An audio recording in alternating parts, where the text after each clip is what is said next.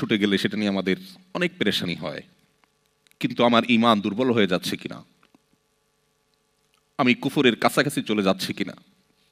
আমার ইসলাম দুর্বল হয়ে পড়ছে কিনা, সেটা নিয়ে আমাদের তেমন কোনো পেরেশানি হয় না। আজও যে সমস্ত মুসলিম পৃথিবীর বিভিন্ন প্রান্তে, এমনকি মুসলিম সমাজ এবং সোসাইটির মধ্যে বসবাস করেও নিজের ইসলামী আইডেন্টিটি ধরে রাখতে পারেন না, তাদের সবচেয়ে বড় ঘাটতি এবং দুর্বলতার জায়গাটা হলো ঈমানের দুর্বলতা।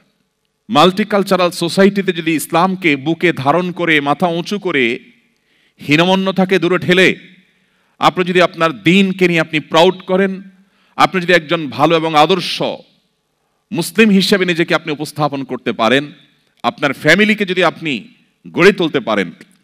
সন্দেহাতীতভাবে এটা বহুমুখী চ্যালেঞ্জিং। প্রতিকূল পরিবেশে নিজের ঈমানকে, মুসলিম আইডেন্টিটিকে যদি কেউ উঁচু করে সেটাকে নিরাপদ রাখতে পারে, তার আঁচলকে বাঁচাবার জন্য সে যদি সংগ্রাম করে টিকে থাকতে পারে, জ্বলন্ত কয়লা হাতে রাখার মতো এই কঠিন কাজটি যদি সে করতে পারে, নবীজি সাল্লাল্লাহু আলাইহি ওয়াসাল্লামের হাদিসের এই ভবিষ্যৎবাণীর আলোকে সুসংবাদ